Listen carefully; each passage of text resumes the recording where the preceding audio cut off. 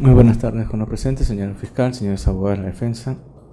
Siendo las 3 de la tarde con 6 minutos del día jueves 7 de febrero del año 2019, se hace presente esta sala de audiencias el juez del segundo juzgado nacional de investigación preparatoria, Juan Carlos Sánchez, el asistente de audiencia que suscribe el acta a fin de continuar con la audiencia de prisión preventiva en contra de Edwin Oviedo Pichotito en la investigación que se sigue en su contra por la presunta comisión del delito de organización criminal y otros en agravio del Estado. Para efecto de registro se deja constancia que la presente incidencia tiene asignada el número 47-2018-3. A efecto de verificar la asistencia de ley, señor asistente, si se da cuenta. Buenas tardes, señor magistrado, partes procesales y público asistente. Doy cuenta de la presencia de los siguientes. Por parte del Ministerio Público, la fiscal provincial Rocío Esmeralda Sánchez Saavedra, y por parte de la defensa técnica de Edwin Oviedo Pichotito, el abogado César Augusto Nakazaki Servigón, y como interconsultas, Adolfo Johan Junior Pinedo Rojas y César Enrique Pérez Escobar. Asimismo, debo precisar que se encuentra mediante enlace de videoconferencia el investigado Edwin Oviedo Pichotito. Ok. Investigado Oviedo, ¿nos escucha?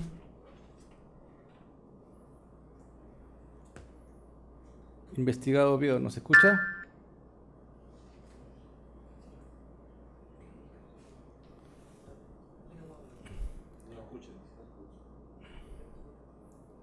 Investigado Oviedo, ¿nos escucha? Buenas tardes, señor magistrado. Sí, hoy en este momento sí, lo acabo de escuchar recién. Gracias. Muy bien, entonces... Buenas tardes. Buenas tardes. Vamos a dar por válidamente instalada la audiencia. Corresponde entonces emitir la resolución respectiva luego del debate desarrollado, ¿correcto? Perdón, no lo escucho bien. Disculpe, señor magistrado.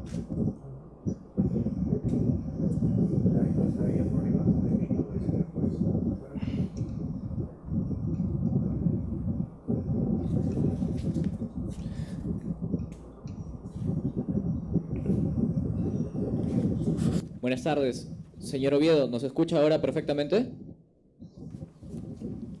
Un poquito distorsionado, pero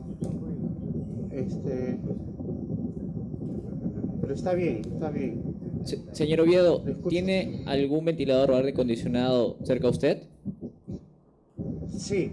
¿Puede apagar el micrófono cuando no hable, por favor? Porque esa creo que es la interferencia. Ok, en este momento.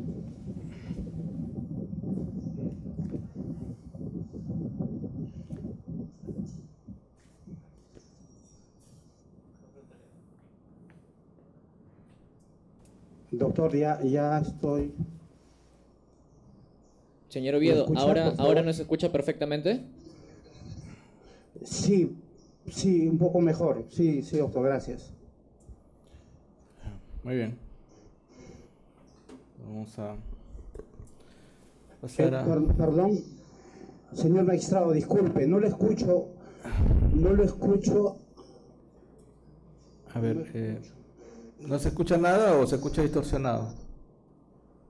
No, se escucha distorsionado. Cuando usted habló, disculpe, señor magistrado, lo escuché un poco distorsionado, pero ahora cuando hablo un poquito más fuerte sí lo escuché mejor. Okay. Gracias. Muy bien. Entonces soy yo.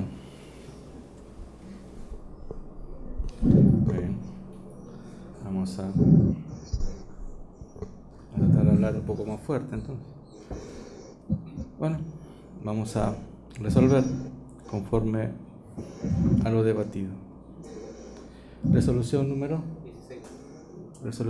16, Lima, 7 de enero de 2019, autos vistos y oídos en audiencia pública, requerimiento de prisión preventiva formulado por el segundo equipo de la Fiscalía Provincial Corporativa Especializada contra el Crimen Organizado del Callao en contra del imputado Edwin Oviedo Pichotito en investigación formalizada en su contra por la presunta comisión de los delitos de organización criminal y otros en agravio del Estado, considerando, primero, que mediante requerimiento presentado con fecha 17 de diciembre del 2018, la señora fiscal provincial requirió la medida coercitiva de prisión preventiva, entre otros, contra el investigado Edwin Oviedo Pichotito, que en mérito a ello, el señor juez del tercer juzgado de investigación preparatoria nacional convocó audiencia para el día 17 de diciembre del año próximo pasado, la misma que se realizó en sesiones continuas, siendo que mediante resolución número 3, dictada en la sesión del 20 de diciembre del 2018, resolvió declarar infundado dicho requerimiento, que apelada que fuera dicha decisión por parte del Ministerio Público, el superior jerárquico, mediante resolución de vista número 8 del 16 de enero del presente año, decidió declararla nula, disponiendo que otro juez emita un nuevo pronunciamiento. Segundo, recibido que fuera dicho requerimiento por este órgano jurisdiccional, en cumplimiento de lo ordenado, el suscrito convocó audiencia para el día lunes 28 de enero del presente año, la misma que se ha llevado a cabo mediante sesiones continuas, siendo la última de ellas la de la fecha. Por lo que culminado el debate respectivo, el estadio procesal es el de emitir pronunciamiento. Que conforme se tiene el requerimiento presentado primigeniamente, aclarado mediante disposición del 30 de enero del presente año, los hechos materia de imputación en contra del investigado Ovidio Pichotito son como sigue. Que a mérito de la investigación preliminar contenida en la carpeta fiscal número 05-2008, en el caso denominado Los Cuellos Blancos del Puerto, con disposición número 4 del 12 de agosto del presente año, se formalizó la investigación preparatoria contra Gianfranco Martín Paredes Sánchez, Nelson Reinaldo Aparicio Beizaga, John Robert Misha Mancilla y otros por la presunta comisión de los delitos de criminalidad organizada, tráfico de influencias, cohecho pasivo propio y otros en agravio del Estado. Que los investigados antes mencionados serían integrantes del primer nivel de corrupción relativa a la red externa de dicha organización criminal, conformada por abogados y empresarios, así como la red interna conformada por el personal administrativo de la Corte Superior de Justicia del Callao, quienes no ostentan procedimientos especiales ni inmunidad en relación a los otros implicados de otros niveles de corrupción, específicamente tercer nivel. En tal sentido, el Ministerio Público postula que la mencionada organización criminal estaría conformada por 3 niveles de organización, liderada las 2 primeras por el expresidente de la Corte Superior de Justicia del Callao, Walter Benigno Ríos Montalvo, contra quien se formalizó la investigación preparatoria por la presunta comisión de los delitos contra la administración pública en las modalidades de tráfico de influencias, cohecho pasivo impropio, cohecho pasivo específico y el delito de organización criminal, atribuyéndosele participación en diversos hechos. Se indica asimismo que el mencionado primer nivel de corrupción, conformada por abogados litigantes y empresarios, denominada red externa, afines al denominado por el Ministerio Público hombre clave de la red de corrupción, que sería Ríos Montalvo, habrían sido favorecidos en los procesos judiciales de su interés, para cuyos fines se diseñó un mecanismo de designación de jueces supernumerarios para que emitan pronunciamientos favorables en los procesos judiciales de interés de la red de corrupción. Este primer nivel también estaría integrado por el personal administrativo y jurisdiccional que realizaba las coordinaciones como red interna y era el nexo entre los abogados, empresarios y los jueces que formaban parte de este nivel de corrupción. Todo con conocimiento y dirección del imputado Ríos Montalvo.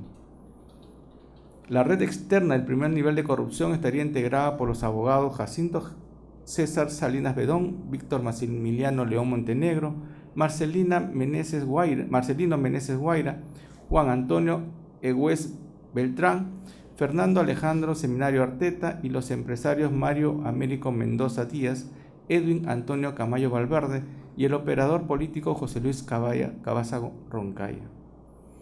El tercer nivel de corrupción estaría conformado por los ex miembros del Consejo Nacional de la Magistratura, entre ellos Julio Atilio Gutiérrez Peve, Guido Águila Grados, Iván Noguera Ramos, Orlando Velázquez Benítez, así como el suspendido juez de la Corte Suprema, César Inostroza Pariachi. Se indica que los hechos en materia de presente investigación están relacionados con los vínculos de terceros no aforados con el tercer nivel de corrupción, es decir, con los altos funcionarios, contra quienes la Fiscalía de la Nación, con fecha 26 de julio del presente año, formuló una primera denuncia constitucional ante el Congreso de la República. por los delitos de patrocinio ilegal, cohecho pasivo específico y tráfico de influencias. En tal sentido, se atribuye al imputado Oviedo Pichotito los siguientes hechos. Hecho número 1, del delito de organización criminal en calidad de autor previsto en el artículo 317.1 del Código Penal. Se atribuye al investigado Edwin Oviedo Pichotito el formar parte del tercer nivel de corrupción de la organización criminal denominada los Cuellos Blancos del Puerto, al sostener vinculación con altos funcionarios y advertirse estrecha relación con el juez César Inostroza Pagliacci, presunto líder de la organización, así como integrantes del Consejo Nacional de la Magistratura, políticos y congresistas. Dentro de la organización tendría el rol y función de solventar al líder de la organización con dádivas, entradas a las eliminatorias del Mundial Rusia 2018, llevadas a cabo entre octubre de 2015 a noviembre de 2017, y partidos amistosos de la selección peruana hasta mayo de 2018. Favores, tratamientos en Avidena y dinero, $13.000 y 3.300 soles mensuales. De igual modo, haciendo uso de su posición como presidente de la Federación Peruana de Fútbol, tendría el rol de realizar las entregas de un número indeterminado de entradas para las eliminatorias del Mundial a altos funcionarios del sistema de justicia y políticos afines a la red de corrupción, con la finalidad de lograr la expansión de la red de corrupción, mantener su hegemonía y conseguir la impunidad. Hecho 2. Del delito de cohecho pasivo específico en calidad de autor previsto en el artículo 398.1 del Código Penal.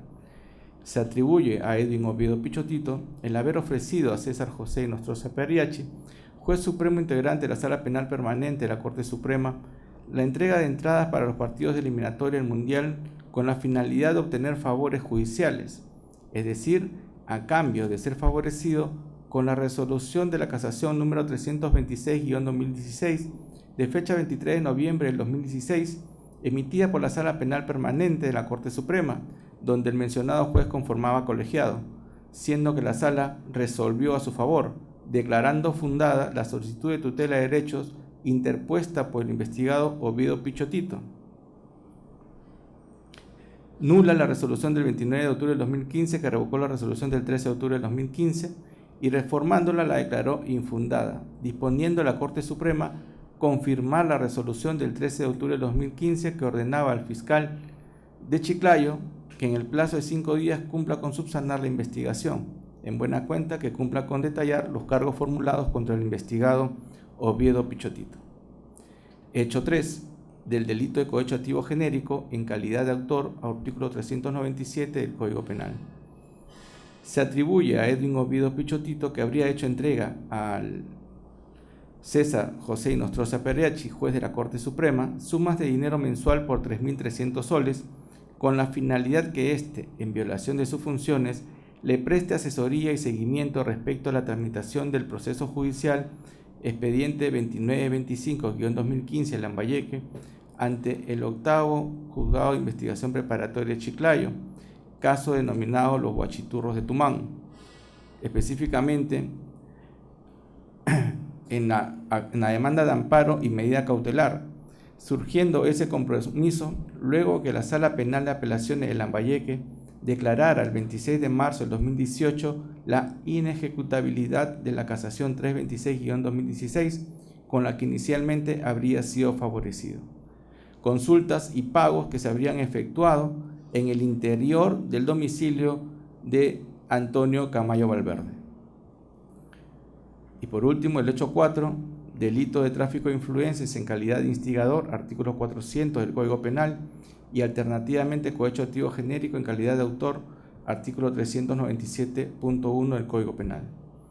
Se atribuye a Edwin Oviedo Pichotito que habría determinado al juez de la Corte Suprema, César Inostroza Pagliacci, y ofreció la entrega de dádivas, entradas para el Mundial Rusia 2018, favores, tratamientos en Avidena, donativos, viáticos o beneficios consistentes en pasajes, que se materializó con la entrega al magistrado Inostroza Pagliacci de la suma de $8.000 y $5.000 a su esposa Gloria Elisa Gutiérrez Chapa, en el Aeropuerto Internacional Jorge Chávez el día 16 de junio del 2018, con la finalidad que el magistrado Inostroza Pariachi interceda a su favor ante otros funcionarios en la resolución de la demanda de amparo presentada el 26 de abril del 2018 y en la medida cautelar presentada el 31 de mayo del 2018.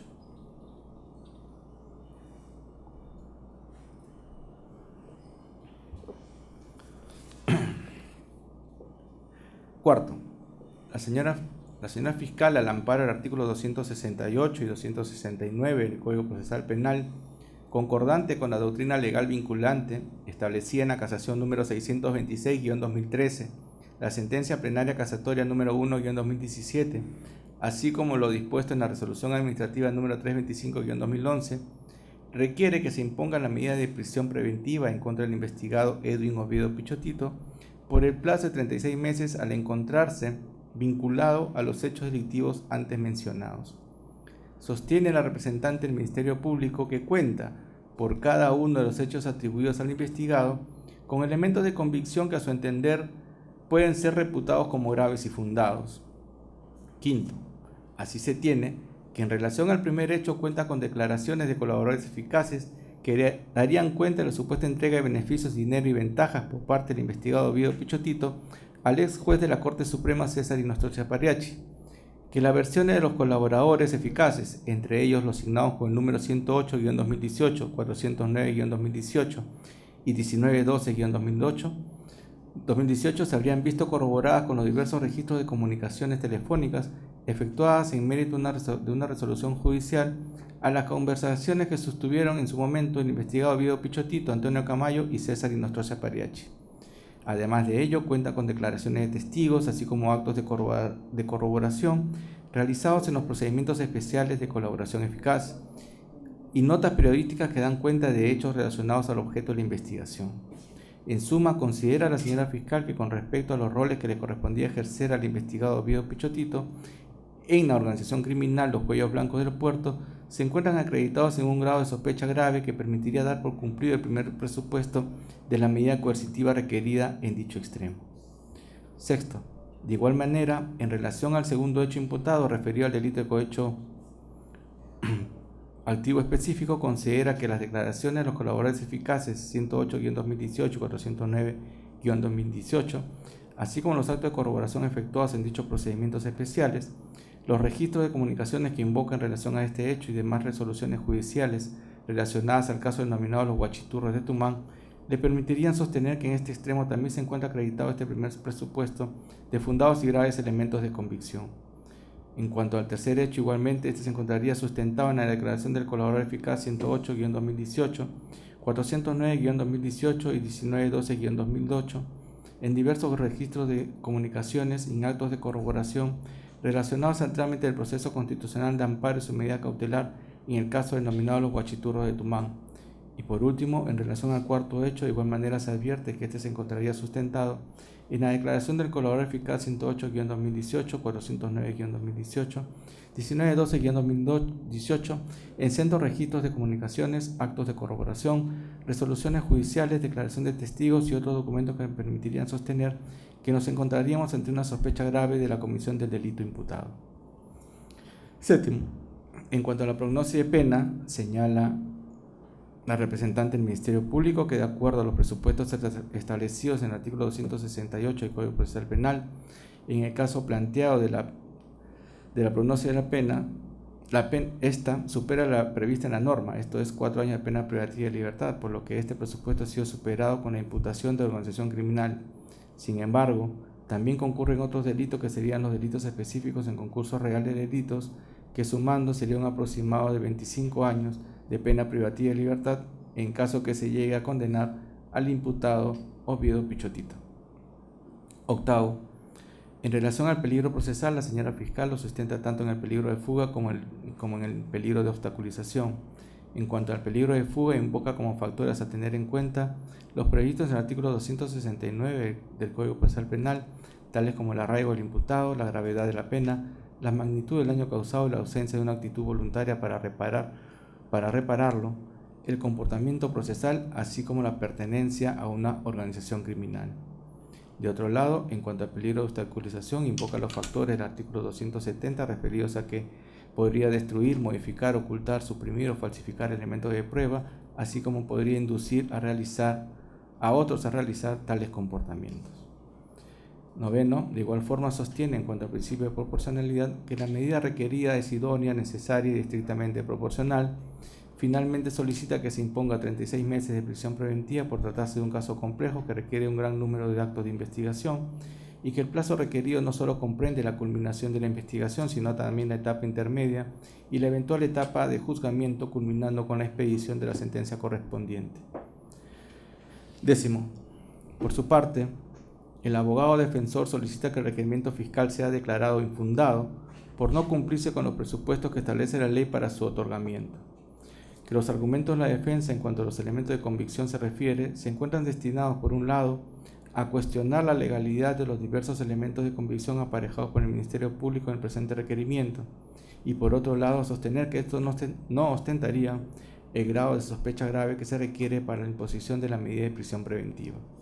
En tal sentido, sostiene que dichas circunstancias no permitiría realizar una prognosis de pena, pues no nos encontraríamos ante el supuesto de una probable condena. Asimismo, en cuanto al peligro procesal, rechaza las razones expuestas por la Fiscalía para considerar que se encuentra acreditado el presupuesto referido al peligro procesal.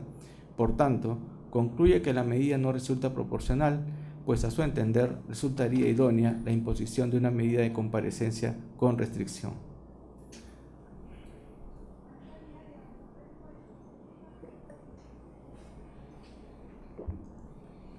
11. Antes de emitir un pronunciamiento sobre el fondo del pedido, resulta pertinente hacer algunas alusiones respectivas. En primer lugar, debe entenderse que la prisión preventiva puede definirse como la medida de coerción más gravosa del ordenamiento jurídico que surge como consecuencia de una resolución jurisdiccional debidamente motivada de carácter provisional y duración limitada y que se adopta en el seno de un proceso penal, por la que se priva del derecho a la libertad personal, deambulatoria más precisamente, que es un derecho fundamental de carácter preeminente, fundada en la comisión de un delito grave y en quien concurre un peligro de fuga suficiente para presumir racionalmente que se ausentará a las actuaciones del proceso o un riesgo razonable de ocultación o destrucción de las fuentes de prueba. 12.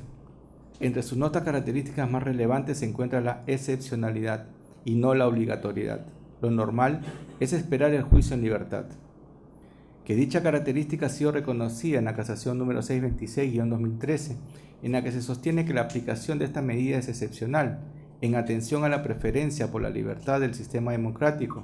Por ende, su adopción se hará en los casos necesarios y que cumpla los requisitos de ley, en especial el peligro procesal. Que dicho criterio también ha sido reiterado en la casación número 631-2015, cuando sostiene que la prisión preventiva es una medida excepcional frente a la situación normal de esperar el juicio en estado de libertad o, en su caso, mediante la restricción de la libertad en cualquiera de sus manifestaciones que no comporte la privación de la misma. Y últimamente, invocado en la casación número 564-2016, cuando señala que el juzgador podrá decidir con suficiencia que existe el merecimiento y la necesidad de privar cautelarmente la libertad de una persona, debiendo ser esto último una excepción, pues la regla es que todo ciudadano enfrente al proceso con comparecencia. 13.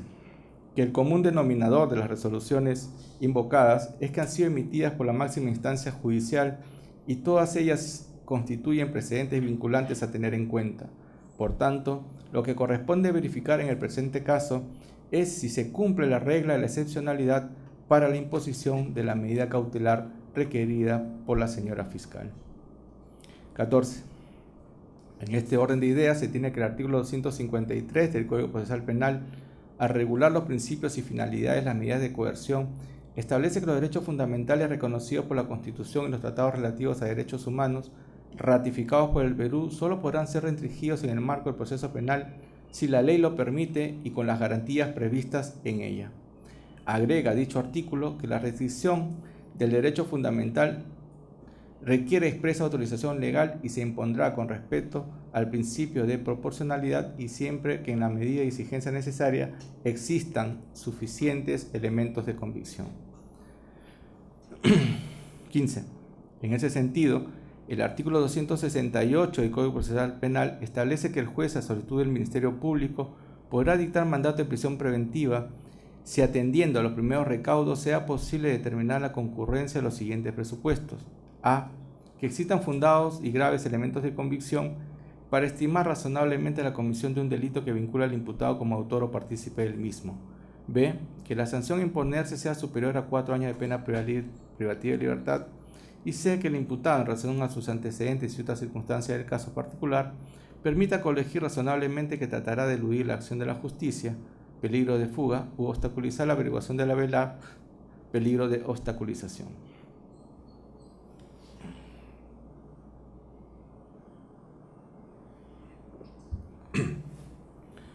(16) Que bajo este contexto jurisprudencial y normativo, realizando un análisis del requerimiento escrito presentado, así como del debate producido en audiencia, así como de la valoración de los diversos elementos de convicción aparejados al presente requerimiento, este juzgador ha llegado a la conclusión que los presupuestos exigidos por el ordenamiento procesal, en el caso en concreto y en este estadio de la investigación, es decir, por el momento, no se encuentran cumplidos de manera copulativa, pues los elementos de convicción no tienen la entidad para estimar configurada una sospecha grave. Por el contrario, este juzgador considera que se presenta un supuesto de sospecha reveladora que faculta la investigación de los hechos imputados al investigado Guido Pichotito. Por ende, no se puede realizar una adecuada prognosis de la pena. Y por último, y lo más importante, no se presenta cumplido el presupuesto referido al peligro procesal, lo que convierte el requerimiento efectuado en desproporcional, pues existe otra medida igualmente idónea para satisfacer el fin constitucional protegido, como es la averiguación de la verdad, y que para el caso concreto sería necesaria la imposición de una medida de comparecencia con restricciones, al no verificarse la característica de excepcionalidad de la medida, por los fundamentos que pasaré a exponer en los siguientes considerandos. 17. Con relación a los elementos de convicción, la defensa del investigado ha hecho cuestionamientos a la ilegalidad de aquellos ofrecidos por el Ministerio Público en su requerimiento de prisión preventiva, por lo que una cuestión de orden se deberá de empezar con emitir pronunciamiento con respecto a dichos argumentos. Así se tiene que la defensa del investigado Guido Pichotito denuncia 4 problemas de legalidad en relación a los actos de prueba y los actos de corroboración presentados por el Ministerio Público. El primero de ellos se encuentra referido a la incorporación del testigo colaborador al proceso penal y cautelar de prisión preventiva vía medio de prueba documental y no testimonial. El segundo está referido a la no valoración del testigo colaborador como impropio, anónimo y sin contradicción. El tercero se encuentra relacionado a la violación del procedimiento legal del traslado de las fuentes de información. Y el cuarto y último problema se encuentra en referencia a la no violación del procedimiento legal para la obtención, traslado y uso de las comunicaciones telefónicas. 18. En principio, resulta pertinente establecer si el juez de la investigación preparatoria durante la audiencia de prisión preventiva se encuentra habilitado para pronunciarse sobre la legalidad de los elementos de convicción ofrecidos por la Fiscalía. Al respecto, hay quienes señalan que ello no resulta posible en esta etapa procesal al no tratarse de prueba, la cual solo tiene ocasión durante la etapa de juzgamiento. Sin embargo, este juzgador es del criterio que el juez sí se encuentra habilitado de hacer un control en relación a la legalidad de los actos de investigación o elementos de convicción que se ofrecen como sustento a la medida cautelar de prisión preventiva, con la salvedad que los criterios a tener en cuenta no podrían contener las mismas exigencias que se deben observar cuando se trata de las pruebas propiamente dichas. 19. Al respecto, hay que tener en cuenta que nuestro modelo procesal diferencia entre actos de investigación y actos de prueba, pues tal como señala el profesor César San Martín en su libro de Derecho Procesal, Lecciones, página 511, los primeros presentan una ejecución disímil. Por lo general, basta para su práctica la posibilidad de contradicción. Artículo 338.1 del Código Procesal Penal. En algunos casos, incluso, tal posibilidad por lo urgente no es posible, y en otro, es factible y legalmente permitido su actuación en secreto. Artículo 324.2 del Código Procesal Penal. Empero, los actos de prueba se requiere siempre el principio de contradicción y su actuación en el juicio oral y las garantías que les son inherentes. 20. En cuanto al primer problema planteado, la defensa sostiene que es inconstitucional incorporar al testigo colaborador como medio de prueba documental y no testimonial. Señala que el testigo colaborador es una fuente de prueba personal que se incorpora mediante el medio de prueba testimonial, lo que se encuentra regulado en el artículo 162 y siguientes del Código Procesal Penal como regla general para la actividad probatoria, así como el artículo 476A, inciso 3 y 481A, inciso 2 del Código Procesal Penal, que son reglas del proceso especial de colaboración eficaz que hablan de un colaborador testigo y no de un colaborador documento. Incluso el artículo 46 del Decreto Supremo 007-2017-JUS, Reglamento del Procedimiento de Colaboración Eficaz, señala lo mismo. Que la confusión, sostiene la defensa, se genera cuando el artículo 48 del mencionado reglamento establece que para utilizar la declaración del colaborador basta la transcripción de la parte pertinente hecha por el fiscal. 21. Al respecto, cabe señalar que el artículo 476A, apartado 3 del Código Procesal Penal, señala que el fiscal decidirá si aporta el testimonio del colaborador a juicio, que ese no es el supuesto pertinente para el presente caso, que el supuesto pertinente es el establecido en el artículo 481A, inciso 2 del Código Procesal Penal, que señala que la declaración del colaborador también puede ser empleada para requerir medidas limitativas de derechos o medidas coercitivas en los procesos derivados o conexos al proceso especial de colaboración eficaz. Que una interpretación de dicho enunciado permite sostener que lo que se ofrece en estos casos es la declaración del colaborador contenida en un documento, en la que por lo especial del procedimiento no se permite la intervención de la defensa de otros investigados.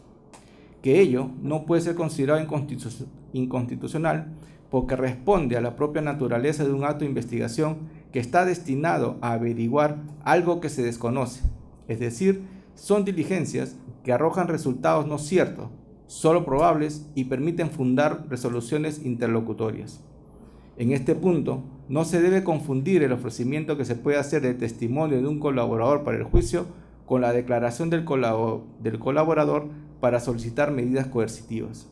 Por tanto, cuando el artículo 48 del reglamento de la Ley de Colaboración Eficaz permite la transcripción de las partes pertinentes de la declaración del colaborador como sustento de las solicitudes de medidas coercitivas, debe ser entendido en el sentido que con ello se trata de proteger su identidad y por tanto responde a los fines de eficacia del procedimiento de colaboración eficaz. 22. En cuanto al segundo problema planteado, referido a la no valoración del testigo colaborador como impropio, anónimo y sin contradicción, es del caso coincidir con la defensa en el sentido que se debe exigir en relación al colaborador el máximo control de admisión y valoración si con él se pretende alcanzar estándar probatorio de sospecha grave para una prisión preventiva, teniendo en cuenta que al tratarse de un coimputado no se encuentra exento de un afán exculpatorio o de obtención de un beneficio, tal y conforme lo señala el Acuerdo Plenario número 2-2005. Por tanto, al tener un interés en el proceso de colaboración, se deben exigir algunos requisitos para alcanzar el estándar probatorio, como ausencia de contradicción, información sobre datos nucleares de la imputación no periféricos y un aceptable nivel de corroboración de la delación. 23. En cuanto al tercer problema, relacionado a la violación del procedimiento legal del traslado de la fuente de información, es el caso señalar que no nos encontramos ante un supuesto de prueba trasladada prevista en el artículo 20 de la Ley número 30.077, sino que nos encontramos en el supuesto previsto en el artículo 481A del Código Procesal Penal, que señala que los elementos de convicción recabados en las diligencias de corroboración podrán ser empleados para requerir medidas limitativas de derechos como medidas coercitivas en los procesos derivados o conexos. Que ello ha sido regulado en los artículos 45 y 48 del Reglamento del Procedimiento de Colaboración Eficaz, en los que se establece que dicho traslado debe estar contenido en una disposición fiscal motivada, en la que se señale la lista de elementos de corroboración a ser trasladados y su pertinencia. Es decir, establece un mínimo mecanismo legal que se debe cumplir para dicho traslado, cuya inobservancia no acarrea necesariamente su exclusión, sino que a criterio de este juzgador se debe tener en cuenta al momento de valorar todos los elementos de convicción en su conjunto. 24. En el caso en concreto, la defensa alegó durante la audiencia que esta disposición de traslado no existía, pues nunca se le puso en su conocimiento. Sin embargo, la señora fiscal señaló que sí existían dichos documentos, los cuales han sido puestos a la vista de este juzgador. Así se tiene que en los procesos de colaboración eficaz del colaborador 108-2018 y 409-2018 existen las disposiciones fiscales de fecha 8 de noviembre del 2018, en la que se dispone de desglosar los elementos de convicción obtenidos en la etapa de corroboración. Asimismo, en el cuaderno del colaborador eficaz 1912-2018 existe la disposición de fecha 26 de diciembre del 2018, en donde se dispone igualmente desglosar los elementos de convicción obtenidos en la etapa de corroboración.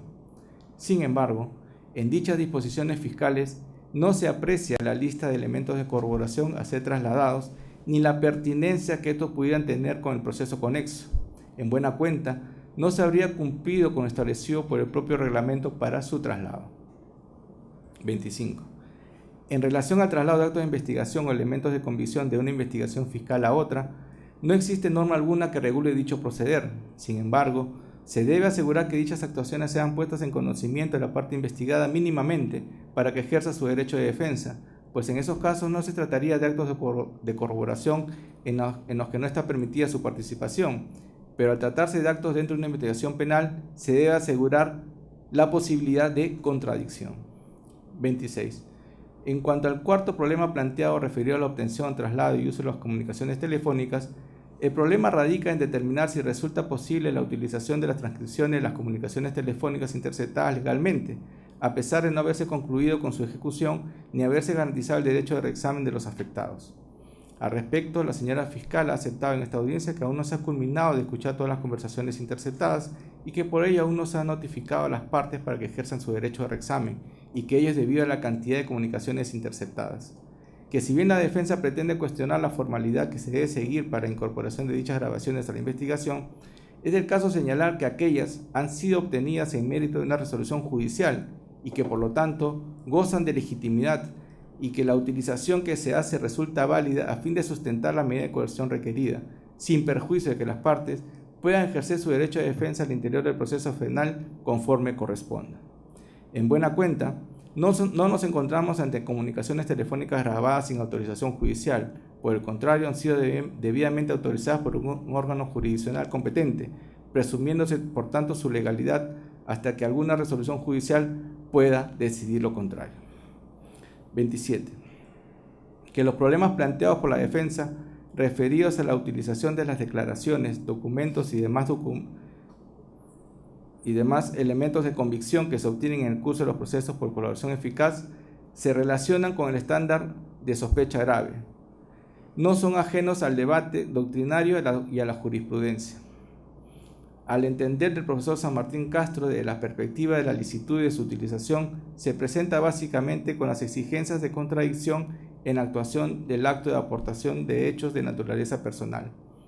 Que la reserva en las actuaciones de corroboración en el proceso de colaboración eficaz no hace inutilizable esas declaraciones, sino que tal déficit debe superarse acudiendo a la doctrina de la Gran Sala del Tribunal Europeo de Derechos Humanos, recaída en la sentencia contra el Reino Unido del 15 de diciembre del 2011, reiterada en la sentencia contra Alemania del 15 de diciembre del 2015. Según esa doctrina, existen tres criterios de comprobación que han de analizarse en conjunto. Primero, si había un motivo justificado para la no contradicción en la actuación del acto de aportación de hechos. Sin duda, en el presente caso existe una autorización legal y en la mayoría de los casos el proceso está en fase de corroboración. Segundo, si la declaración en cuestión sería el fundamento único o determinante para la decisión. Es de analizar el peso de ese testimonio, pero en todo caso rige la regla de la inutilización prevista en el artículo 158.2 del Código Procesal Penal para declaraciones de colaboradores, por lo que deben de existir otros actos de investigación que convergentes con tal declaración. Y 3. Si había elementos de compensación, principalmente sólidas garantías procesales suficientes para contrarrestar las dificultades causadas a la defensa y asegurar la equidad del procedimiento. A más importancia de las declaraciones sin contradicción, más sólidos los elementos de compensación. Estos elementos de compensación están en función no solo a la coherencia, precisión y detalle circunstancial del testimonio incriminador, sino también y preponderantemente a la existencia de otras pruebas que corroboren el testimonio único o preponderante, informes periciales, testificales, prueba material, actas de incautación o de intervención, etc. Esta doctrina ha sido correctamente seguida por el Supremo Tribunal de España en la sentencia 182-2000 17 del 22 de marzo.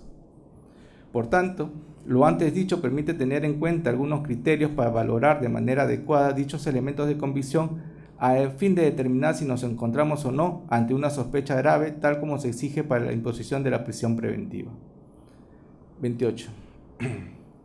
Que a fin de analizar el presupuesto referido a los fundados y graves elementos de convicción, es el caso tener en cuenta algunos aspectos generales suscitados en la presente investigación, así como lo establecido por el Supremo Tribunal en cuanto a lo que se debe considerar como sospecha grave. En efecto, la Corte Suprema, a través de la sentencia plenaria casatoria número 1-2017, invocada igualmente por la señora representante del Ministerio Público, al establecer los diferentes niveles de sospecha que se requieren en el proceso penal, señaló que la sospecha grave propia para dictar mandato de prisión preventiva, el grado más intenso de la sospecha, más fuerte en términos de nuestro Código Procesal Penal que la sospecha suficiente y que resulta necesaria para la acusación y el enjuiciamiento, requiere de un alto grado de probabilidad de que el imputado ha cometido el hecho punible y de que están presentes todos los presupuestos de la punibilidad y la perseguibilidad. Alto grado de probabilidad de una condena. Esta es una condición sine qua non de la adopción y el mantenimiento de esta medida de coerción personal.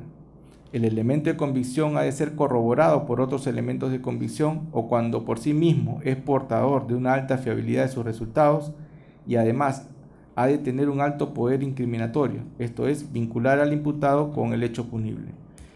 Esta exigencia probatoria, sin duda, será superior que la prevista para inicio de actuaciones penales, pero inferior al estándar de prueba establecido para la condena. Descarte de duda razonable. No se exige por ello prueba plena de la autoría ni una definitiva calificación jurídica de la conducta, sino únicamente la existencia de indicios o elementos de convicción fundados y graves de la comisión de una actividad delictiva y de los demás presupuestos de punibilidad y perseguibilidad y a partir de ellos de su responsabilidad penal. El juicio de imputación judicial para la prisión preventiva exige un plus material respecto a los dos anteriores niveles de sospecha, pues debe contener un elevado índice de certidumbre y verosimilitud acerca de la intervención del encausado en el hecho delictivo. La expresión sospecha grave debe ser interpretada en sentido cuantitativo, es decir, denotando un grado de intensidad mayor que la precedente, que permitan ya sostener desde un principio, aunque provisionalmente, que la persona inculpada es responsable del delito.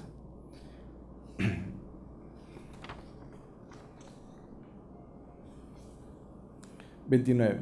De otro lado, no se puede dejar de tomar en cuenta que en el presente caso se produjo una afectación al derecho de defensa de los investigados, entre ellos el requerido Oviedo Pichotito.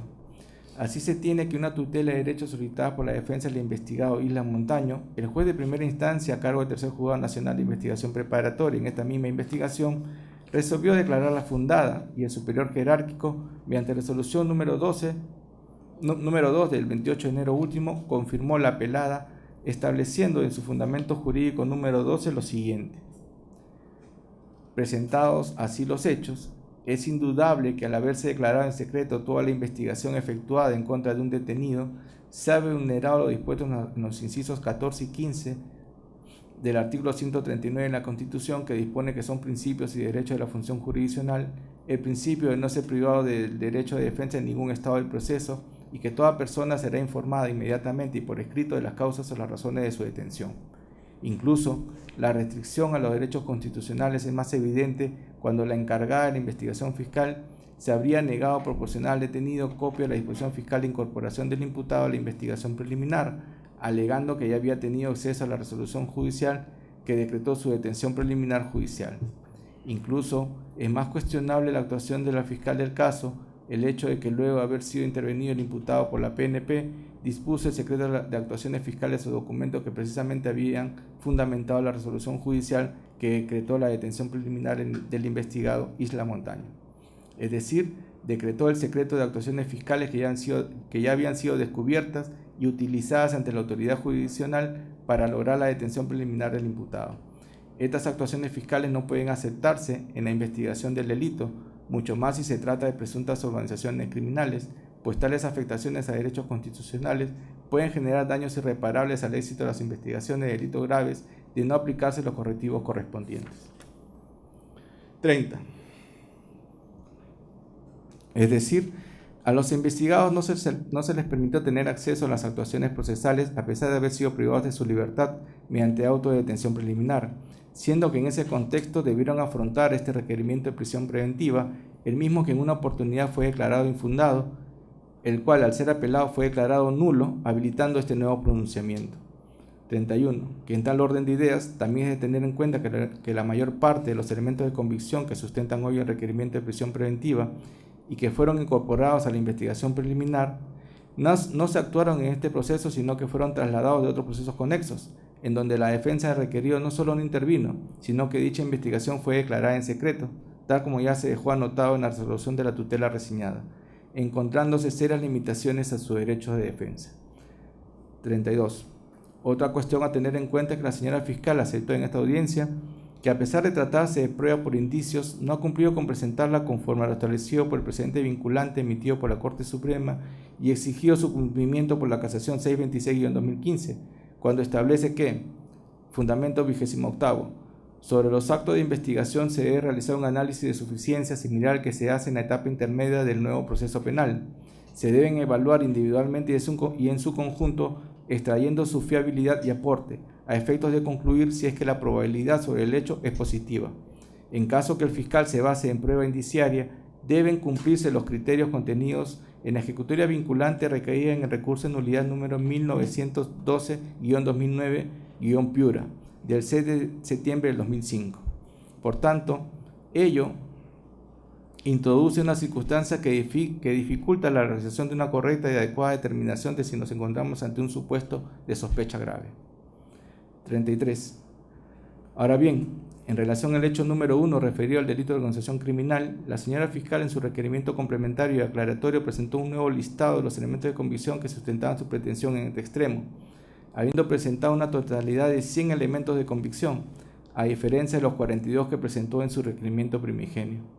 Que de los 100 elementos de convicción se tienen las declaraciones de 3 colaboradores eficaces, signados con el número 108-2018, 409-2018 y 1912-2018. Asimismo, existen 47 transcripciones de registros de comunicaciones telefónicas, 12 notas periodísticas, declaraciones testimoniales, algunas llevadas a cabo dentro de esta investigación preparatoria y otras que han sido trasladadas de otros procesos conexos.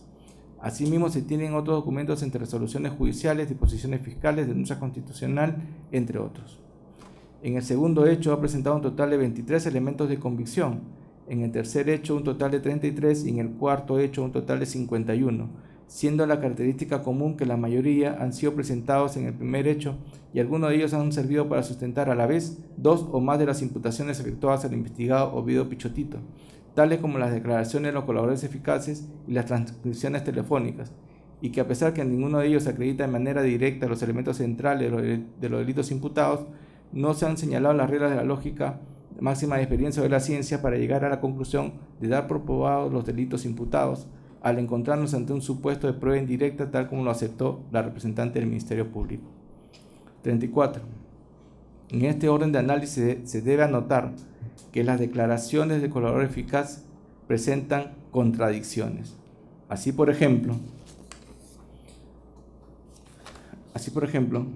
se advierte de la declaración del colaborador eficaz 108-2018 en su declaración del 3 de septiembre del 2018, que éste afirmó lo siguiente: Camayo fue quien presentó a Oviedo al suspendido juez Inostroza a inicio del 2015. Se hizo en una reunión en una cena que se realizó en la casa de Camayo a inicio de enero del 2015, donde concurre Oviedo e Inostroza y allí Camayo los presenta. Y decía que lo que salía en la prensa sobre la denuncia que tenía era mentira. E Inostroza estaba de acuerdo con eso de que todo era mentira.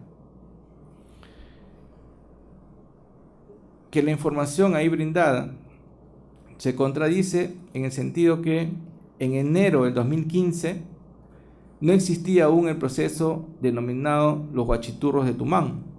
Este recién se inicia contra Oviedo, contra el investigado Oviedo, en agosto del 2015 con la disposición de ampliación de diligencias preliminares de fecha 20 de agosto del 2015. De otro lado, este mismo colaborador, en su declaración del 3 de agosto del 2018, igualmente señala lo siguiente: el señor Edwin Oviedo Pichotito y familiares de este son accionistas de la empresa azucarera Tumán, es quien habría recuperado la administración de la empresa. En estas circunstancias, el señor Oviedo menciona su necesidad de conocer al juez Inostroza, toda vez que tenía un proceso judicial denominado Los Guachiturros de Tumán. El señor Inostroza orientaba cuál era el contenido de los escritos que tendría que presentar. Lo resaltante en esta parte de la transcripción es que se alude a la recuperación de la empresa azucarera Tumán, lo cual recién ocurrió en abril de 2017 y ya la casación había sido resuelta a fines de enero de ese año.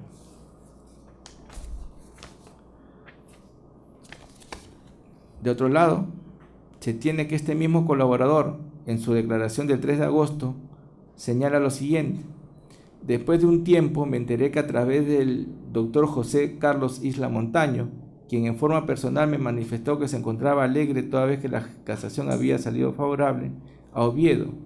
Creo que esta casación recayó en la sala donde el juez Inostroza la conformaba, pero el ponente era otro magistrado.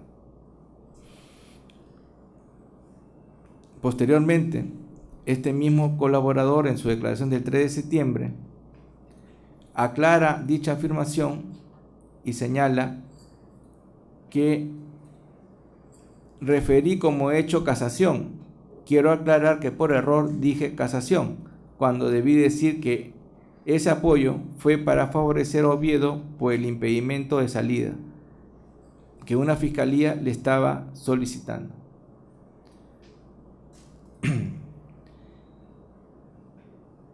En la fecha que narra el colaborador, la sala del juez Inostroza no conocía ningún impedimento de salida del país en el caso de Oviedo, y en el caso de los Guachiturros de Tumán nunca existió un requerimiento de impedimento de salida del país. Que ello evidencia una seria contradicción en la propia declaración del colaborador. Que ello se trae a colación estando a lo expuesto anteriormente en el sentido de las exigencias que se debe hacer a las declaraciones de los colaboradores eficaces, que no debe presentar contradicciones en su relato.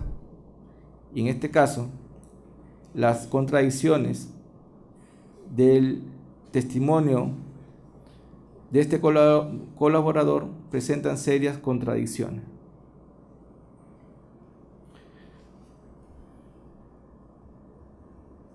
Que en cuanto a las comunicaciones interceptadas en esta audiencia, se han podido escuchar en algunos casos y en otros casos la señora fiscal ha dado lectura a muchas de ellas.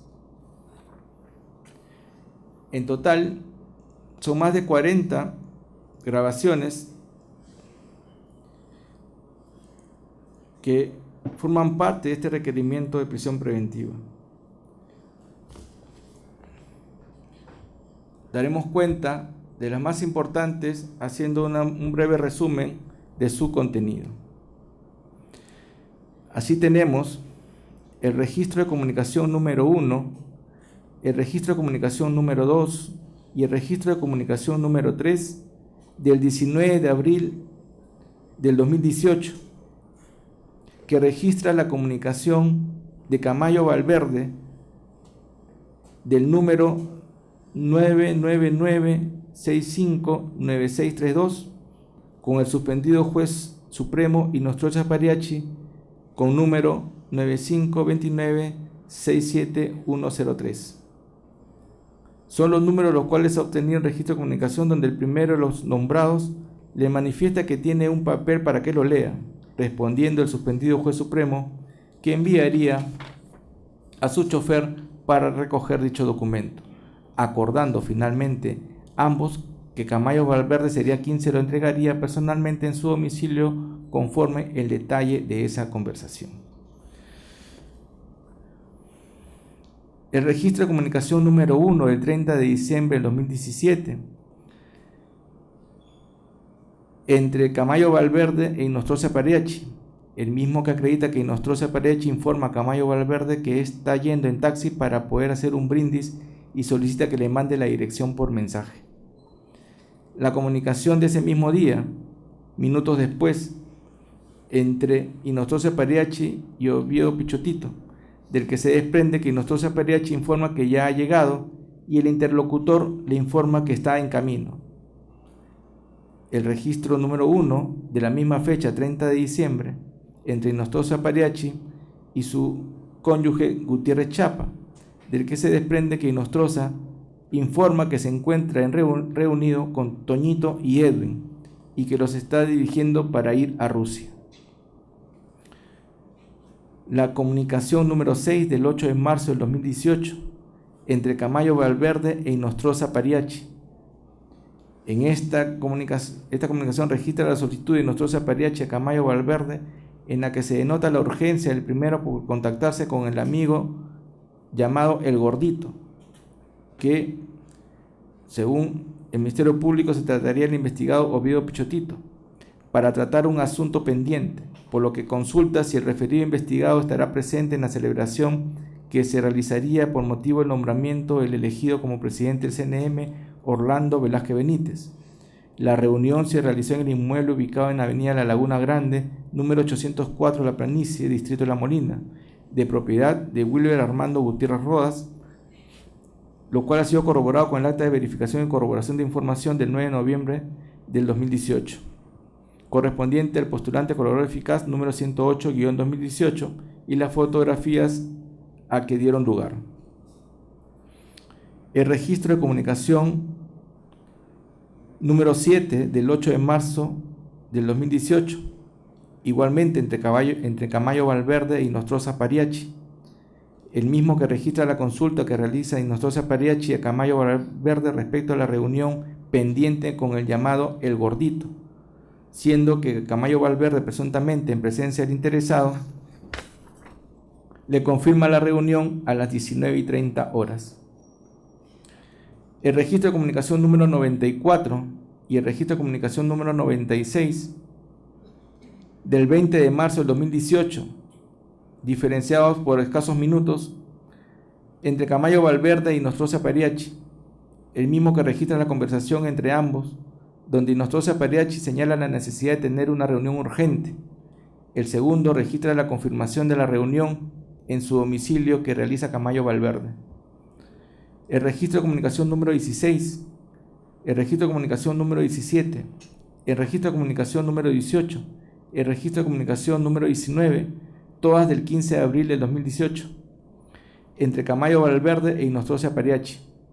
Estos registros están referidos a la conversación mantenida entre Inostroza y Camayo. En ella, este último le refiere que el amigo, presuntamente Oviedo Pichotito, quiere que le diga por dónde tiene que ir, coordinando una reunión el mismo día con el interesado en el domicilio de Inostroza Pareachi.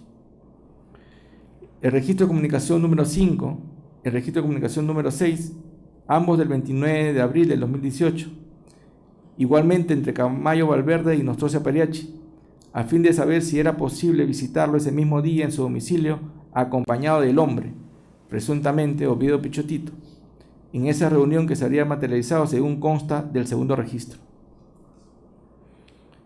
El registro de comunicación número 133 del 8 de mayo del 2018, igualmente entre Camayo Valverde e Inostroza Pareachi. El presente documento registra la consulta que realiza Inostroza Pareachi a Camayo Valverde a fin de que se le confirme la reunión pactada con el Gordito, la misma que era urgente ya que se estaba dejando pasar el tiempo. El registro de comunicación número 8 y el registro de comunicación número 9 del 20 de mayo del mismo año, entre Camayo Valverde y Inostroza Pareachi. El primero se refiere a la consulta que realiza Camayo Valverde y Inostroza Pareachi y le informa que tiene que entregarle un papel siendo que Inostroza Pariachi confirma la reunión en su domicilio, la misma que se habría concretado según el segundo registro. Luego, después de estas comunicaciones, que son las que están consignadas y que han sido oralizadas, se da detalle de notas periodísticas de Oviedo Pichotito.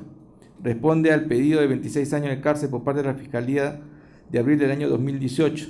La nota periodística de Paolo Guerrero envía la carta de la Federación Peruana a la FIFA, que puede cambiar la historia y llevar al capitán al Mundial del 20 de mayo del 2018.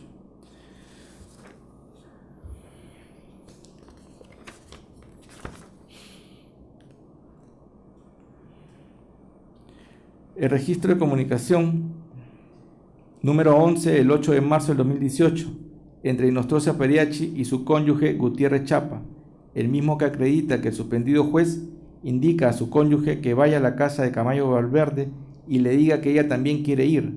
Asimismo le refiere que va a hablar con Camayo Valverde y el amigo, presuntamente Oviedo Pichotito, y que dependiendo de dicha reunión se decidiría el viaje. El registro de comunicación número 3 del 10 de marzo del 2018 entre Inostroza Pariachi y Camayo Valverde, del cual se desprende que el suspendido juez solicita a Camayo Valverde que diga a Oviedo el gordito que lo apoye para ir al fútbol. El registro de comunicación número 95 del 20 de marzo del 2018 entre Ríos Montalvo y el imputado Chan Romero, de la que se desprende que Ríos Montalvo, Chan Romero y Inostroza coordinan su viaje a Moscú, Rusia, con motivo de los partidos de la selección peruana de fútbol. Registro de comunicación número 14 del 22 de marzo del 2018 entre Inostroza Pariachi y el mencionado Chan Romero, del que se desprende que Inostroza le comenta que las entradas para el Mundial de Fútbol serían conseguidas por la persona que habían comentado, entiéndase, las entradas ofrecidas por Oviedo Pichotito. El registro de comunicación del 24 de marzo entre Inostroza Pariachi y Camayo Valverde, del cual se verifica que el suspendido juez le pregunta a Camayo Valverde si de acuerdo a la conversación con el gordito puede comprar los pasajes en avión para las 3 sedes y que después le llevaría el documento. El registro de comunicación número 189 del 25 de marzo del 2018 entre Inostroza Pariachi y Camayo Valverde. Se desprende que el primero coordina con Oviedo Pichotito a través de la línea de Camayo Valverde la entrega de tickets de manera física.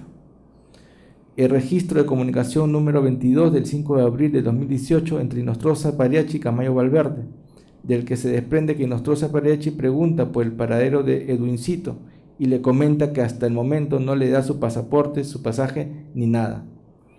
El registro de comunicación número 4 del 20 de abril del 2018 entre Inostroza Pariachi y Camayo Valverde, del cual se verifica que el suspendido juez supremo le manifiesta a Camayo Valverde que la persona encomendada para las entradas le ha informado que aún no se ha concretado nada, acordando que dicha persona tiene que ir a la oficina de Camayo Valverde.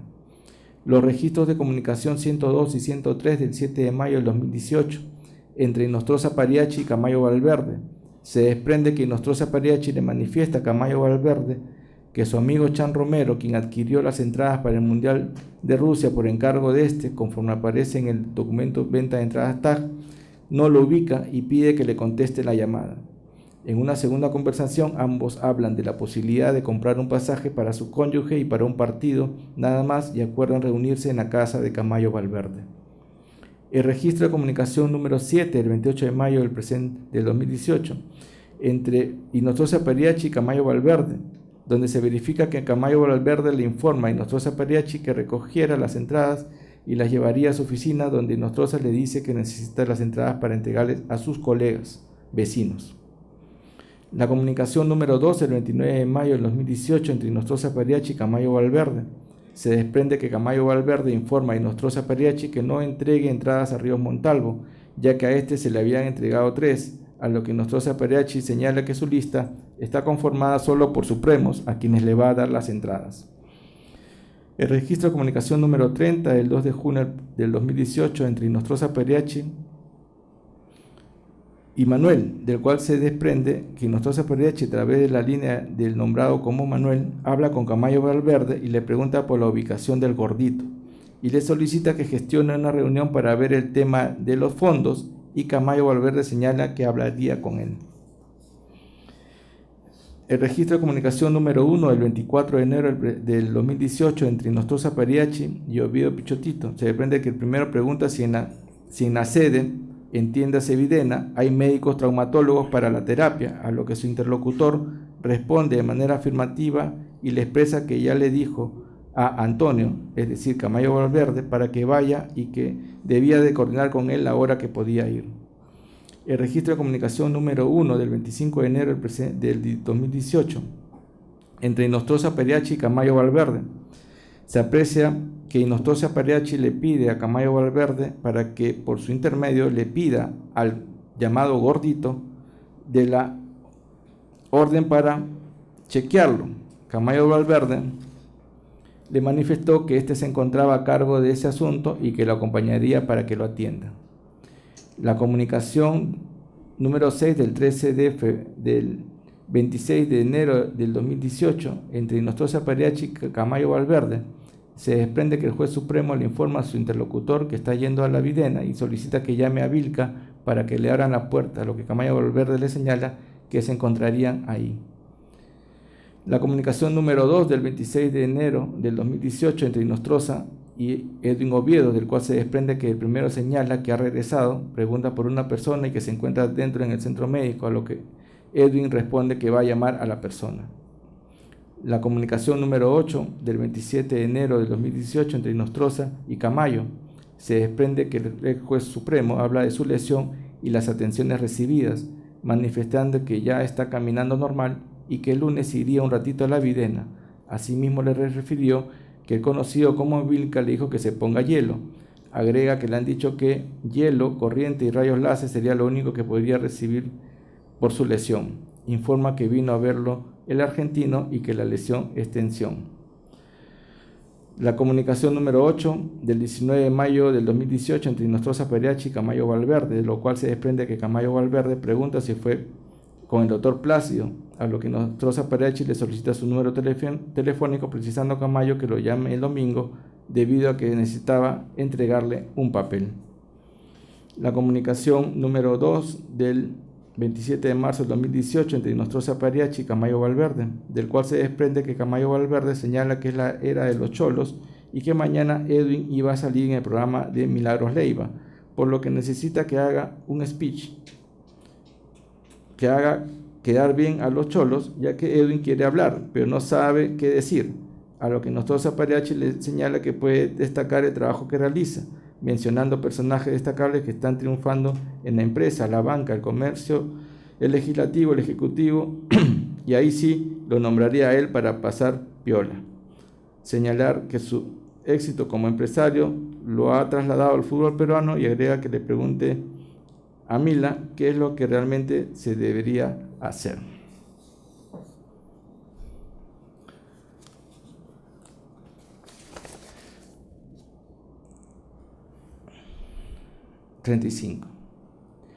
Que lo relevante de dichas escuchas es el aporte que se puede obtener para establecer la vinculación del imputado Ovidio Pichotito con los hechos investigados. Al respecto, lo que se puede advertir de dichas escuchas es que la mayoría de ellas, por no decir su totalidad, son comunicaciones entre Antonio Camayo Valverde e Inostroza Pariachi, que las conversaciones dan cuenta de reuniones y de una relación cercana entre los antes mencionados y el hoy investigado Ovidio Pichotito, identificado en las escuchas como el gordito, que en todo momento las entradas para los partidos eliminatorios eran solicitadas por Inostroza Pariachi a Antonio Camayo Valverde, quien fungía de intermediario con el hoy investigado Ovidio Pichotito. Es decir, existen varios audios que dan cuenta de esa situación, incluso una circunstancia de entrega de entradas a altas horas de la noche, lo cual fue corroborado por la testigo Bello Rondón, pero que fue realizada por Antonio Camayo. 36. Que a la par de ello se tiene que algunas conversaciones dan cuenta de reuniones urgentes sobre temas a tratar de interés para el investigado Ovidio Pichotito, aunque no se especifica el tema, de entrega de documentos para revisar, que por las fechas coinciden con algún acto procesal de interés del investigado requerido. Aunado a ello, se tienen 2 correos electrónicos a través de los cuales se adjuntaron en una oportunidad una ayuda a memoria en el caso de los Guachiturros de Tumán, cuando se encontraba en trámite la casación cuestionada, y el otro es un escrito que contenía una demanda, la misma que habría sido entregada a Nostroza Pariachi para su corrección, lo cual luego se habría materializado con la presentación de la demanda respectiva. Sin embargo, sobre la medida cautelar no existe dato alguno que vincule algún interés en este extremo, existiendo en dicho sentido solo una sospecha simple. 37. Que en relación a la casación 326-2016, que declaró fundada una tutela de derechos a favor del investigado, no se encuentra en discusión que en ella intervino el magistrado Nostroza Pariachi, pero no se trató de un acto personal, sino colegiado, en el cual no fue el ponente, es decir, el magistrado responsable de su elaboración. En este punto no se ha recabado aún las declaraciones de los demás miembros integrantes de dicho colegiado, cuyo testimonio ha sido ofrecido por la defensa y aceptado por el Ministerio Público, lo cual resultaría relevante para determinar si efectivamente existió alguna irregularidad en su trámite y expedición. 38. Asimismo, en cuanto a la demanda de amparo se refiere, se tiene que habría sido Nostroza Pariachi quien habría corregido el inicial escrito elaborado, habiendo manifestado al colaborador eficaz en una oportunidad haber presenciado la corrección de un escrito, que se le encomendó al abogado Isla Montaño que lleve la corrección al estudio Caro, que era el abogado del investigado Oviedo Pichotito, para su subsanación y presentación.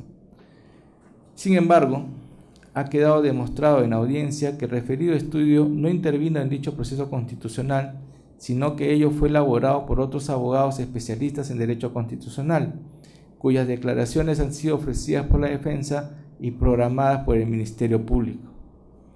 39. De otro lado, se aprecia que en algunos puntos centrales de las imputaciones solo se cuenta con la declaración del colaborador eficaz, sin haber sido corroborado cuando, por ejemplo, se afirma que se entregó a Nostroza Pariachi por parte del investigado Oviedo Pichotito de la suma de 3.300 soles mensuales con relación al pago de $8.000 americanos en la casa de Antonio Camayo, en relación a lo cual, reitero, solo existe la declaración del colaborador eficaz sin ningún otro acto que corrobore dicha delación. 40. En este orden de ideas, cabe anotar que si bien la Sala Superior, en la resolución de vista que declaró nula la resolución que declaró infundada en una primera oportunidad el presente requerimiento de prisión preventiva, señaló en su 16º considerando los hechos así presentados sin duda alguna constituirían delito. Asimismo, sin entrar al análisis de cada uno de los elementos de convicción, el colegiado concluye que el Ministerio Público ha cumplido con presentar en el requerimiento respectivo diversos actos de investigación que se constituirían en fundados y graves elementos de convicción para estimar razonablemente la comisión de un delito que vincula al imputado como autor o partícipe del mismo. En este caso en concreto se verifica la presentación de diversos actos de investigación que servirían para estimar razonablemente que el investigado Oviedo Pichotito habría cometido los delitos graves que el Ministerio Público le atribuye, lo mismo que el titular de la acción penal al inicio de la investigación preparatoria los ha calificado como cohecho activo específico, cohecho activo genérico, tráfico de influencias y su imputación alternativa cohecho activo genérico y el delito de organización criminal. Sin embargo, también dejó establecido el superior que se encontraba impedido de evaluar si los elementos de convicción presentados e invocados por la Fiscalía carecían o no de legalidad, tal como lo planteó la defensa conforme al fundamento jurídico 18 de dicha resolución. 41. Es precisamente sobre ello que este juzgador ha emitido un pronunciamiento, habiéndose llegado a determinar que en el presente caso han existido serias limitaciones al derecho de defensa del investigado, al punto que se declaró fundada en doble instancia una tutela de derechos, lo que aunado a la inobservancia de algunos criterios para valorar adecuadamente la declaración de un colaborador eficaz y que no se habría seguido estrictamente el procedimiento para incorporar los actos de corroboración del procedimiento de colaboración eficaz al proceso conexo, permiten llegar a la conclusión que los elementos de convicción aparejados al requerimiento no llegan a alcanzar el grado de sospecha grave para amparar la medida requerida. 42. Que con dicha determinación no se establece que no existe delito ni que el investigado requerido deje de serlo.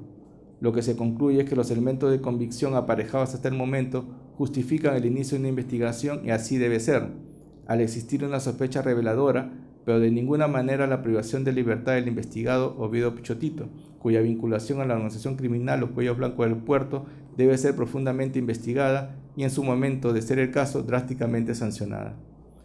43. Que por lo demás, lo que se ha evaluado en el presente caso es la presunta vinculación del investigado Oviedo Pichotito con la organización criminal Los Cuellos Blancos del Puerto, de cuya probable existencia ya existen fundados y graves elementos de convicción establecidos en otros sendos procesos penales, fundamentalmente los seguidos contra el presunto líder, el ex juez de la Corte Suprema Inostroza Pariachi, así como contra el ex juez superior Walter Ríos, así como contra otros miembros de la organización en los diferentes niveles de su estructura, sobre lo cual existe una sospecha grave de su existencia y de su operación, lo cual no se ha encontrado en cuestionamiento en el presente análisis. 44. Que en cuanto a la prognosis de pena, habiendo llegado a la conclusión este juzgador que no existe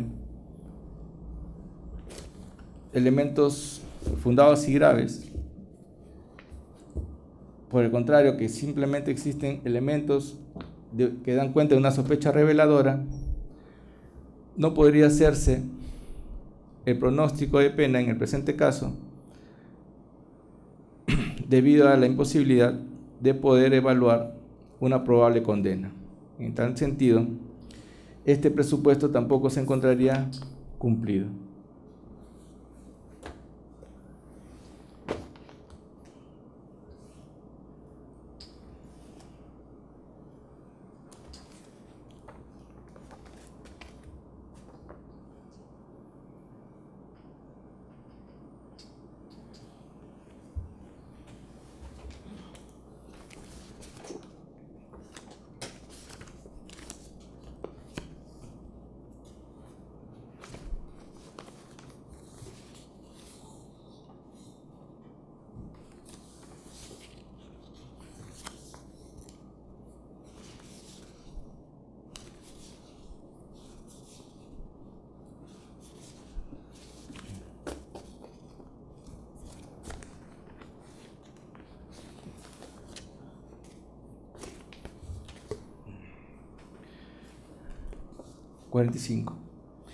En cuanto al peligro procesal se refiere, tanto la casación vinculante 626-2013 como la 631-2015, emitida por la Corte Suprema, señalan que el peligro procesal es el elemento más importante de esta medida y la razón por la que se dicta, lo que ha sido reconocido por la jurisprudencia constitucional en las sentencias recaídas en los expedientes número 1091-2002-HC y 2278-2002-HC, el cual se compone de dos vertientes, el peligro de fuga y el peligro de obstaculización.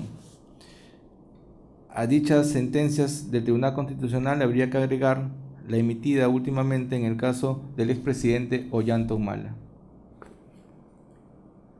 Asimismo, en la casación 631 se dice que el peligro procesal es el elemento más importante para valorar en un auto de prisión preventiva.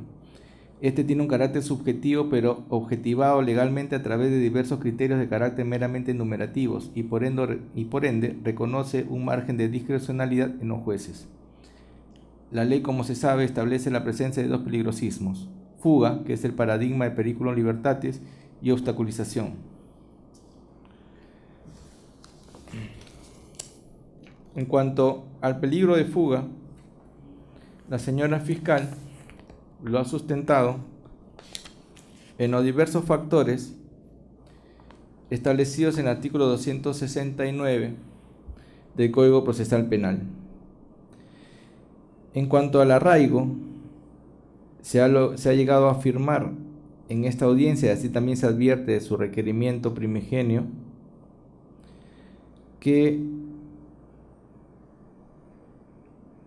el imputado Oviedo Pichotito no tendría arraigo laboral, viviría en un domicilio que no es de su propiedad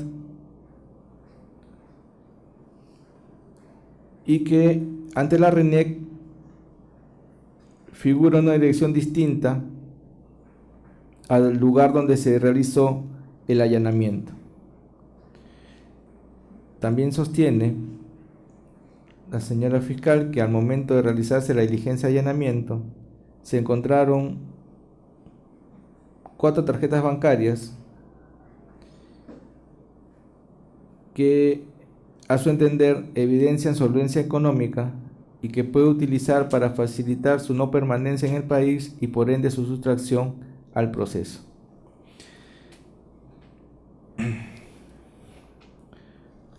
Por su parte, la defensa cuestionó estas razones expuestas por la señora fiscal, y en este extremo este juzgador comparte los cuestionamientos realizados, pues se ha comprobado con los documentos presentados por la defensa que el lugar donde se realizó el allanamiento era el hogar familiar, constituía el domicilio habitual del investigado. Esto está ubicado en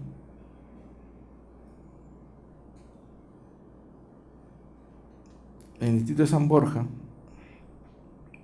lugar donde se llevó a cabo la diligencia de allanamiento. Que la defensa ha reconocido que es un lugar arrendado y ha cumplido con adjuntar la constancia correspondiente de que constituye el hogar habitual. Lo sostenido por el Ministerio Público, que teniendo posibilidades económicas y no adquiere un inmueble, sería un indicio para presumir el peligro de fuga, es algo que no puede ser admitido porque es una razón arbitraria, estando a la naturaleza y a los común de las personas de nuestro país. El hecho de vivir en una casa alquilada no puede ser constitutivo de un posible peligro de fuga o que no tenga un arraigo en el lugar. Al respecto, la sentencia casatoria vinculante 631/2015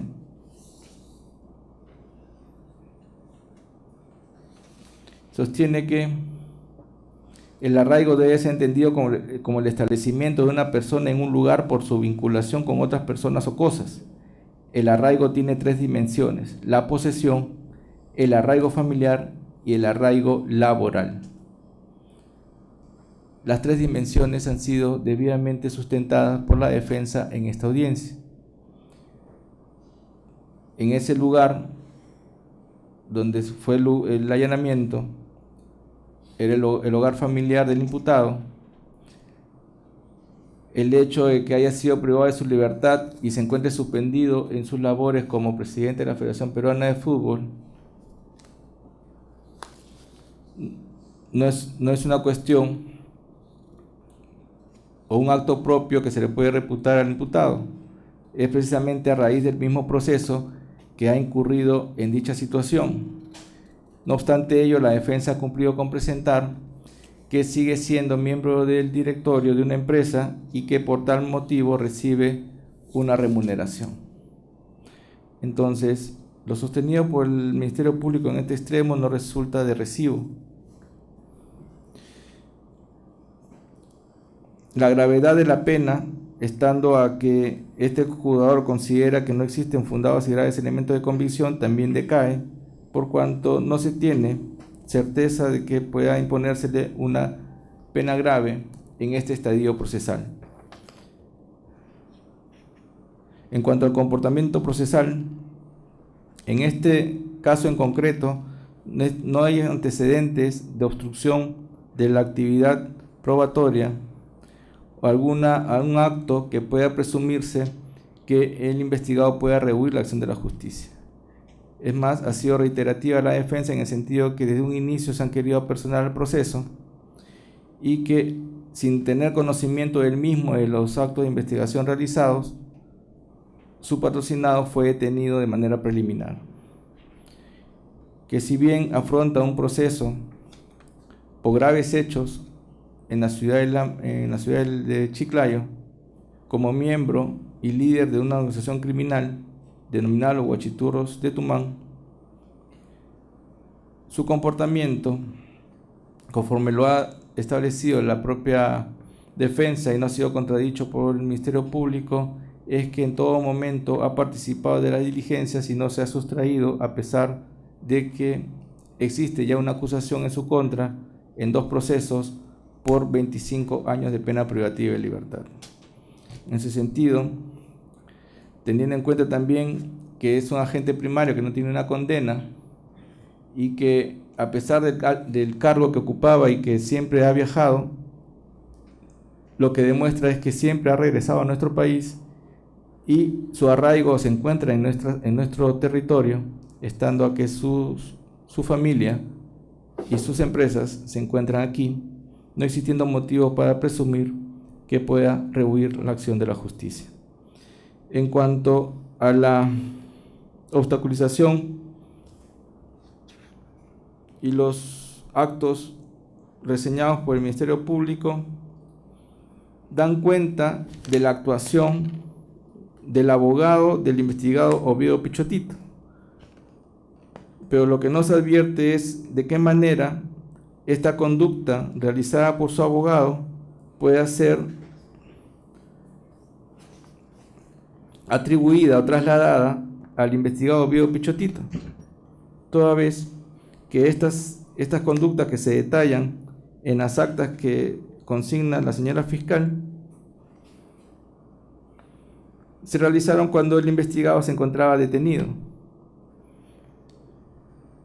Y sobre la conducta que demostró el abogado, debe ser él quien responda por lo que ocurrió, pero no podría trasladarse dicha conducta al imputado Oviedo Pichotito. Por tal motivo, este juzgado no encuentra razón alguna para considerar que existiría peligro de fuga, de obstaculización en la conducta del investigado Oviedo Pichotito. Considerando siguiente.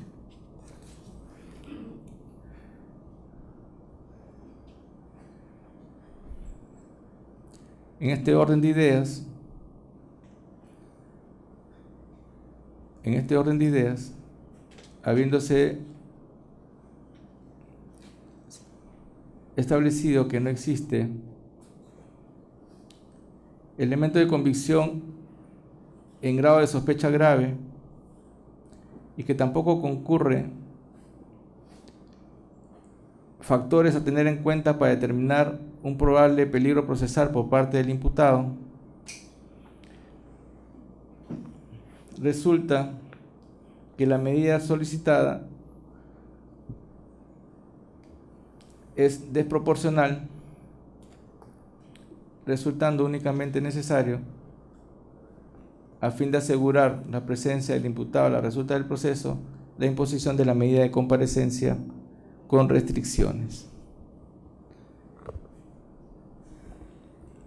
Con las restricciones previstas en el artículo 288 del Código Procesal Penal, bajo el expreso procedimiento de que en caso de incumplimiento pueda ser revocada por la prisión preventiva, reglas de conducta que deberá cumplir una vez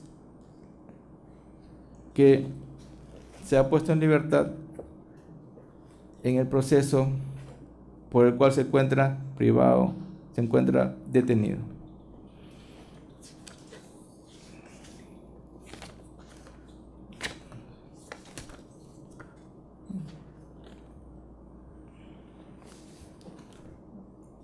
Entonces, conforme a los fundamentos expuestos, el juez a cargo del segundo juzgado nacional de investigación preparatoria suele declarar infundado el requerimiento fiscal de prisión preventiva formulado por la Fiscalía Provincial Especializada contra el Crimen Organizado contra el imputado Edwin Oviedo Pichotito en la investigación formalizada en su contra por la presunta comisión de los delitos de organización criminal y otros en agravio del Estado. Imponer, en aplicación del artículo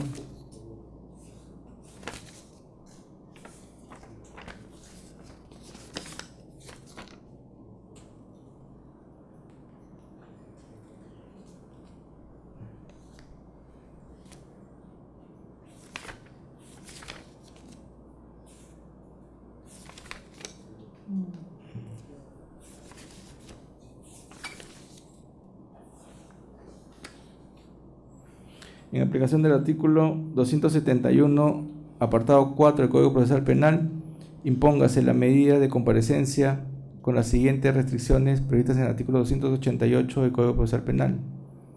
La obligación de no ausentarse de la localidad en que reside sin previa autorización de la autoridad judicial y con conocimiento del Ministerio Público. Regla de conducta que deberá cumplir una vez alcanzada su libertad en el proceso por el cual se encuentra detenido. Presentarse ante el Ministerio Público y el Poder Judicial en caso de ser requerido y en la forma y los plazos que se señalen. Comparecer mensualmente ante la Fiscalía Corporativa Especializada contra el Crimen Organizado del Callao a fin de informar y dar cuenta de sus actividades, firmando el libro de control respectivo, una vez sea puesto en libertad en el proceso por el cual se encuentra detenido. Se impone la obligación de pagar una caución económica ascendente a la suma de 200.000 soles a nombre del Tercer Juzgado Nacional de Investigación Preparatoria a través del depósito judicial correspondiente ante el Banco de la Nación en el plazo que establece la ley.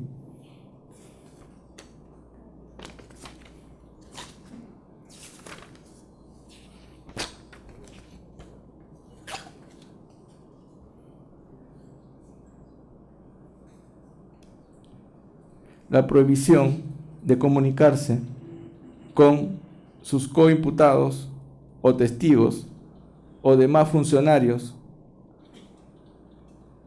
trabajadores de la Federación Peruana de Fútbol. Se precisa que las restricciones que deberá cumplir estrictamente son bajo procedimiento de aplicarse el artículo 3 del artículo 287 del Código Procesal Penal, es decir, revocarse la medida de comparecencia con restricciones e imponerse el mandato de prisión preventiva, conforme al trámite establecido en el artículo 271 del citado cuerpo de leyes, una vez que obtenga su libertad y pueda cumplir las restricciones impuestas. Mando que con sentido de ejecutoria que se hará presente se cumplan los términos expuestos y se archive la presente incidencia conforme corresponda. Esa es mi decisión. Queda notificado, señora fiscal. Formulamos apelación, señor juez. Muy bien. Señor juez, conforme con el extremo que declara infundado la parte de la prisión preventiva, conforme con la comparecencia con restricciones, pero hacemos reserva respecto del tema del monto de la caución y respecto de la restricción de no vincularse con un solo imputado, que es José Carlos Islas, que es su abogado también. Hacemos reserva a ese tema para consultar con mi cliente dentro del plazo de ley. Muy bien, entonces, resolución siguiente, téngase por interpuesta la apelación formulada por el Ministerio Público en contra del extremo que resuelve declarar infundado el requerimiento de prisión preventiva. Téngase presente lo expuesto por el abogado defensor. Siendo las 4:39, se va a cerrar la presente estación de video por culminar la presente audiencia. Muy buenas tardes, gracias.